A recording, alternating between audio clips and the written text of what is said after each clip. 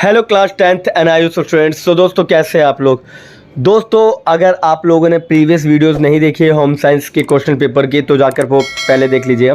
और दूसरी बात मैं आपको बता दूं कि मैंने अभी एक प्रीवियस वीडियो डाली है जिसमें मैंने आपको बताया था कि किस तरीके से आपके पेपर चेक होते हैं और लीनियंसी होती है या फिर टफ चेकिंग होती है, वो मैंने उस वीडियो में बता दिया था। ठीक है, टीएमए के मार्क्स क्या होते हैं, प्रैक्टिकल मार्क्स क्या होते हैं, थ्योरी मार्क्स क्या होते हैं, ये सारे के सारे ना आपको उस वीडियो में देखने को और जानने को मिलेगा। ठीक है, और अगर आपने नहीं देखी है तो एक बार जाके देख लीजिएगा। ठीक, तो अभी हम होम साइंस के बारे में पढ़ कर रहे थे और कई बच्चे बोल रहे थे कि भैया क्वेश्चन पेपर के अलावा कुछ कराइए। तो ठीक है, फिर मैं लेकर आया हूँ टॉप 6 क्वेश्चन जो कि आपके पेपर में आए हुए हैं। ठीक है, बहुत ज़्यादा रिपीटेड है और 6 क्वेश्चन पे हम बात करने जा रहे हैं और 6 के 6 क्वेश्चन हम क्या करने जा रहे हैं, डीप में बात करेंगे इसमें। ठीक है, तो अगर कोई भी डाउट है, कोई भी किसी भी तरह का कोई भी प्रॉब्लम है या समस्या है तो आप कमेंट बॉक्स में पूछ सकते हैं। इसके अलावा आपको कमेंट बॉक्स में मिल जाएगी हमारे दोनों चैनल के लिंक, और आपने अगर सब्सक्राइब नहीं किया तो जाकर पहले वो कर लीजिएगा। ठीक है, टेलीग्राम ग्रुप जरूर ज्वाइन करिएगा क्योंकि उसके अंदर चलते हैं डेली क्विज़,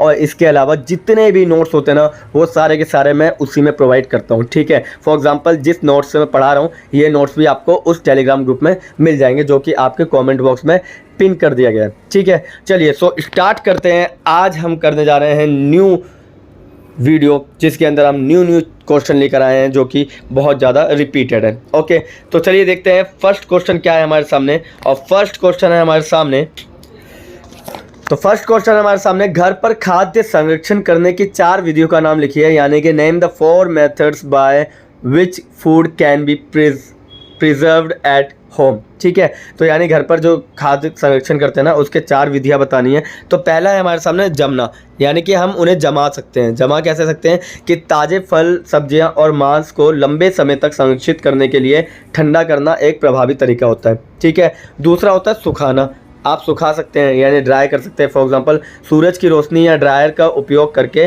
फल, सब्जियां या मसालों को सुखाया जा सकता है और जिससे उनके अंदर की जो नमी होती है ना वो कम हो जाती है और बैक्टीरिया के विकास को रोकता है ये। ठीक है, इसके अलावा आप दूसरा ये भी कर सकते हैं, तीसरा कि नमक का उपयोग कर सकते हैं। नमक के उपयोग में क्या होता है कि मांस, मछली और सब्जियों को नमक में संरक्षित किया जा सकता है जो पानी को बाहर निकालता है और बैक्टीरिया के विकास को रोकता है। ठीक है, और लास्ट है कैनिंग। ठीक है, तो कैनिंग में क्या होता है, फल, सब्जियां, मांस को गर्म पानी में उबाल कर और एयर टाइट कंटेनरों में सील करके संरक्षित किया जाता है। ठीक है, और इस तरीके से ये कैनिंग प्रोसेस होता है। ठीक, अगर आपसे पूछा जाए कि घर पर खाद्य संरक्षण करने की 4 विधियों का नाम लिखिए तो क्या लिखेंगे आप। पहला जमना, दूसरा सुखाना, तीसरा नमक का उपयोग और चौथा कैनिंग। क्लियर, समझ में आ गया। फिर से कह रहा हूँ, अगर आपको ये पीडीएफ चाहिए तो आप टेलीग्राम ग्रुप को कमेंट बॉक्स के लिंक से ज्वाइन करके भी ले सकते हैं। ठीक है, चलिए तो सेकंड क्वेश्चन देखते हैं क्या है हमारे सामने।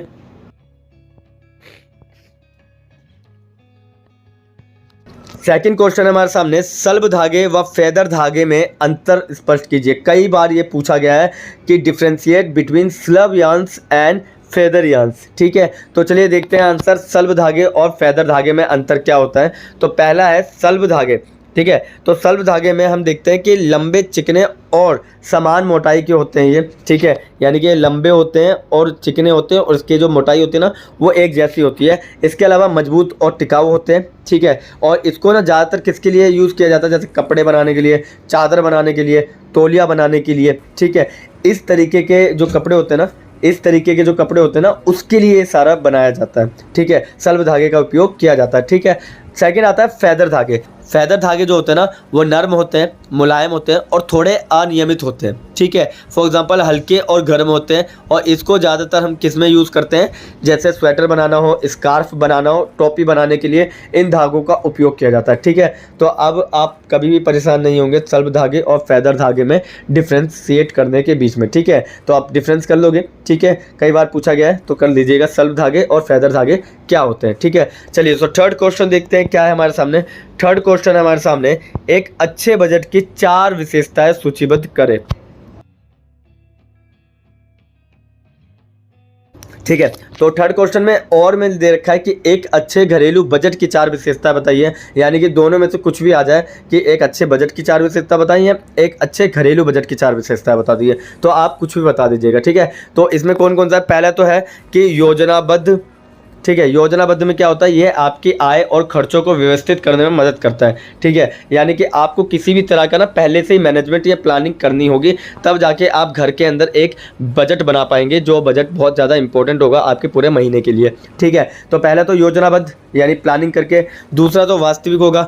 वास्तविक जैसे फॉर एग्जांपल ये आपकी वास्तविक आय और खर्चों पर आधारित होती है। ये नहीं कि आपने मोटा मोटा लगा लिया, यार इस महीने ना मुझे इसकी ट्यूशन फीस भी देनी है इतनी, इस महीने मुझे ये भी करना वो भी करना, नहीं। आपको प्रॉपर पहले बजट बनाना पड़ेगा कि इस महीने आपको क्या क्या चीज़ें करनी है, उसके बाद आप इन चीज़ों पर फोकस कीजिए, ठीक है। तो एक्चुअल की बात करूँ मैं, एक्चुअल आपका कितना इनकम है और एक्चुअल आपका कितना एक्सपेंडिचर है, उस पर फोकस करना है आपको, ठीक है। और थर्ड है लचीला, यानी फ्लेक्सिबिलिटी होनी जरूरी है, क्योंकि देखिए कई बार ऐसा होता है कि अप्रत्याशित खर्चे भी आते हैं, अनएक्सपेक्टेड जो एक्सपेंडिचर होते हैं ना उस पर। फॉर एग्जांपल कोई बीमार हो गया या फिर कोई भी काम पड़ सकता है ना अनएक्सपेक्टेड, तो उसके लिए जो खर्चे हैं ना उसको भी आपको अपने बजट में रखना पड़ेगा, नहीं तो क्या होगा फिर उस समय में आपको बहुत ज़्यादा प्रॉब्लम देखने को मिलेगी, ठीक है। और फोर्थ पॉइंट है ट्रैक करने योग्य, यानी ट्रैक मतलब होता है कि आपको अपनी हर प्रगति पर फोकस करना पड़ेगा, निगरानी रखनी पड़ेगी, ठीक है। यानी कि आप जितना भी खर्चा कर रहे हैं ना उस पर आपकी नज़र होनी चाहिए कि मैंने यहाँ खर्चा किया था, वहाँ खर्चा किया था, नहीं तो क्या होगा बजट बिगड़ेगा, तो आपकी ट्रेन का डिब्बा जो है ना इधर उधर छूटता हुआ जाएगा और पूरा जो इंजन है ना वही पहुँच पाएगा, वरना ट्रेन की पटरियाँ पीछे ही रह जाएगी, ठीक है। समझ में आ गया। तो मैं कहना चाह रहा हूँ कि जो आपका बजट बिगड़ा उसके बाद पता नहीं चलेगा कि वो कहाँ कहाँ खर्चा हुआ, ठीक है। तो समझ में आ गया। तो पहला था योजनाबद्ध तरीके से यानी प्लानिंग करके, दूसरा एक्चुअल यानी वास्तविक, तीसरा फ्लेक्सिबिलिटी यानी लचीला, और चौथा ट्रैक, ठीक है। ट्रैक करने के आप एबल होने चाहिए, यानी आपके अंदर एबिलिटी होनी चाहिए ट्रैक करने के, क्लियर। चलिए सो ये थर्ड क्वेश्चन था। चलिए फोर्थ क्वेश्चन देखते हैं क्या है हमारे सामने। फोर्थ क्वेश्चन है हमारे सामने, विकास में निकट दूर के क्रम को संक्षेप में समझाइए, यानी explain the cephalocaudal sequence of development, ठीक है। तो आंसर है हमारे सामने, विकास में निकट दूर के क्रम को क्या कहते हैं। देखिए विकास में निकट दूर के क्रम का अर्थ है कि शरीर के विकास में पहले सिर और धड़ का विकास होता है, ठीक है, उसके बाद अंगों का विकास होता है, और यह क्रम सिर और धड़ को विकसित होने के लिए आवश्यक महत्वपूर्ण अंगों जैसे हृदय, मस्तिष्क, रीढ़ की हड्डी, इन सबको पहले प्राथमिकता देता है, क्लियर। तो एक तरह से आपको पूरा प्रोसेस बताना एक शरीर के डेवलपमेंट की, यानी एक बॉडी डेवलपमेंट का पूरा प्रोसेस आपको इसमें लिखना पड़ेगा, ठीक है। और कैसे लिखेंगे, ऐसे जैसे कि मैंने लिखा हुआ है, यानी कि विकास में निकट दूर के क्रम पे पहले आपको शरीर के विकास में पहले सिर के बारे में, फिर धड़ के बारे में, और उसके बाद अंगों का विकास जो होता है वो भी, और यह क्रम सिर और धड़ को विकसित करने के लिए आवश्यक महत्वपूर्ण अंगों जैसे हृदय, मस्तिष्क और रीढ़ की हड्डी को प्राथमिकता देता है, ठीक है, क्लियर। चलिए सो फिफ्थ क्वेश्चन देखते हैं क्या है हमारे सामने। फिफ्थ क्वेश्चन हमारे सामने, गृह विज्ञान बालकों